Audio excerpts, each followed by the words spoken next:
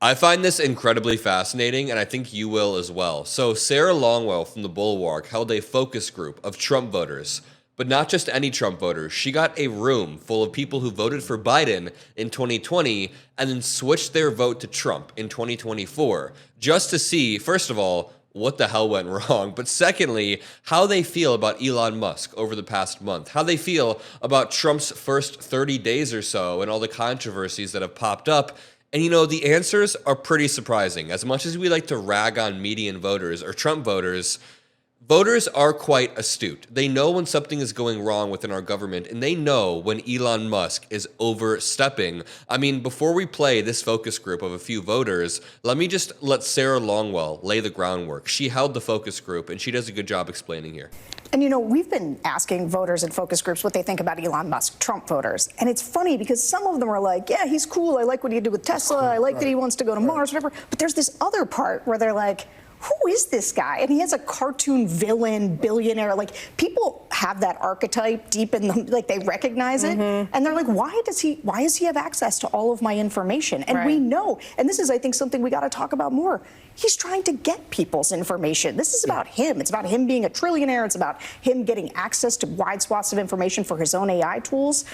He is not there to help people. This is why messaging is so important on the Democratic side, because I guarantee 90% of voters, if they learned what Elon Musk was actually doing and how he's doing it, and that the richest man in the world with little to no oversight currently has your information and is selectively sending out data during this manic ketamine-fueled binge. I don't know. If most voters knew this, they would not be okay with it, but the onus is now on us to message it. The onus is on our Democratic politicians, because as you're about to find out in 1 second, voters can pick up on this. Voters are aware, and voters are naturally inclined to distrust the elites or billionaires at this moment. I mean, just think about this. This might be kind of a rough analogy, but when Luigi Mangione, when that dude from New York killed the healthcare CEO, everybody kind of shared stories about them getting fucked over by healthcare companies, about billionaires screwing them over. People actually united for a few days and came together and talked about how billionaires are screwing over America, so people understand.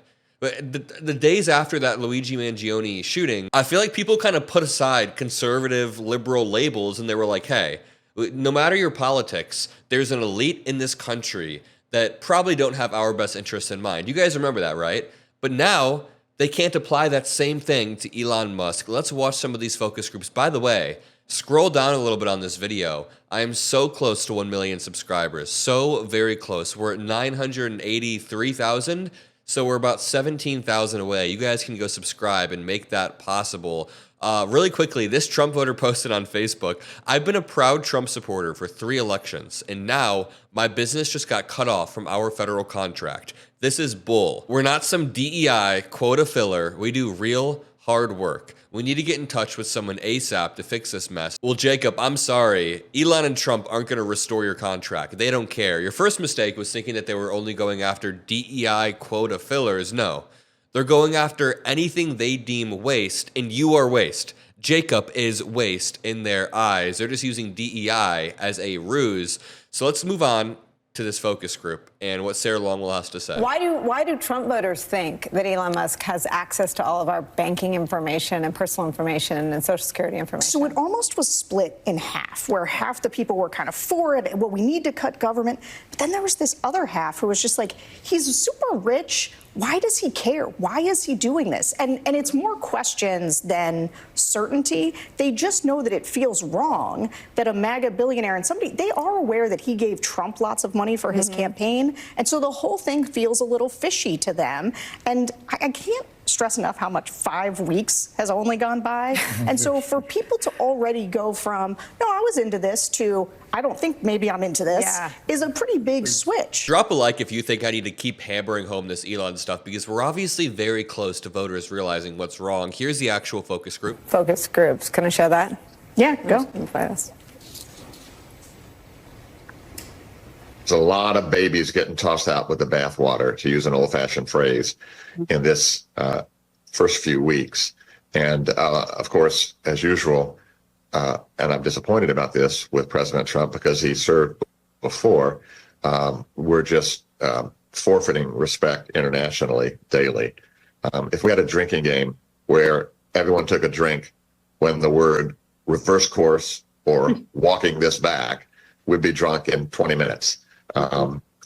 It's chaos up there. Okay, I'm sorry to pause it. They're about to go to voter number 2, but voter number 1 was on point. Keep in mind, this was a Trump voter. He voted for Trump just a few months back, and within 4 or 5 weeks, he's already realized it is chaos up there in Washington. It is absolute chaos, and he's right when he says, if we had a drinking game where everyone took a drink, when the words reverse course or walking this back popped up, we'd be drunk in 20 minutes. That is so true, and they are doing it in high-stakes situations. My favorite example, the Trump administration fires and then tries to rehire nuclear weapons workers in Doge reversal. You can't just fire highly specialized nuclear weapons workers and then try to rehire them 24 hours later. The funniest part is they couldn't contact the workers because the workers got locked out of their email. Or how about this one? The agriculture department tries to rehire fired workers tied to bird flu response. How are you just going to fire people tied to the bird flu response, tied to the nuclear stockpile, and say, whoopsies, we'll rehire them after? Either way, let's continue. You know, you can talk a good game. I'm just looking for the come through. I'm looking for, for the person that many of us voted for or didn't vote, which I'm just waiting to see what happens next. Things need time, and I'm very optimistic for change. How's all this landing? You know, I think what we're starting to see is the very beginning of buyer's remorse setting in. And the voters that I was talking to both before the election and after the election that are kind of these, we say low information, but we just mean people who aren't tapped into politics all the time. They voted for Donald Trump for one very specific reason. They thought things were too expensive. And they still think things are too expensive. But now what you see is they're like, what is he focusing on? I didn't vote for this dismantling of the government. You may see a lot of terminally online people getting really excited about Doge. But as you can see, there's a lot of sort of more marginal voters who are looking at this and saying, well, this is chaotic. And the other thing is that, you know, a lot of those people were doing, like I heard it from a friend or somebody I knew. It's not just the message that's getting out. It's that people are experiencing negative personal consequences as a result of this. And because what Musk is doing is so vast, right, it's going to have a lot of rippling effects across. It's not just people who work for the government. It's all of the people who do contract work or some other way. And it is all across the country. And so, you know, Donald Trump, you can see it in the poll numbers. I can hear it in the focus groups. Like, it's already starting to turn. And that is a bad sign for Trump because we're only 5 weeks in, I'm assuming she's going to say, and she's right. Musk and Doge are underwater with some voters in recent polling. So just to back up, messaging really, really matters, because if we allowed Elon Musk to dominate the narrative, he could probably successfully convince most Americans that what he's doing is all fine and dandy, there's nothing wrong with it. But if you just have the message, you have a strong message like, hey, random voter, shouldn't the richest man in the world not be in our federal government after he bought his way in using the Trump campaign and then slashing stuff and hurting workers? I mean, Sarah Longwell mentioned how not just federal workers are being affected, contractors are being affected, farmers are being affected when certain federal grants are paused. And right here, again, we already read this, but this dude's federal contract was cut, and they thought they used a justification that it was DEI. We don't need his DEI contract. And this dude's like, hey, I'm not a DEI anything. It's all such an absolute mess, and voters are beginning to realize that. So messaging is incredibly important. A lot of these undecided voters, we need to realize, are not as locked in as you and I. It's very, very easy to forget that. If you're watching this channel right now, you're probably in the top 5% of people in the country who pay attention to politics, because not everybody has the interest to use their free time watching political coverage. And I'm very glad that you guys do. I love every single person that's here. But a lot of people just kind of float through, not fully understanding what's going on in the government around them. You know, you can't blame some people. If you have 3 kids and you're like a single mother, and you just don't have enough time to watch MSNBC or videos on YouTube or read the newspaper or read CNN. I get that, absolutely. So the onus is on us to make the message very simple, to get it out there, and that's what we'll continue doing. Drop a like, subscribe, have a great rest of your day. Race to 1 million subscribers. Look how close we are, and I'll see you in the next one. Peace out.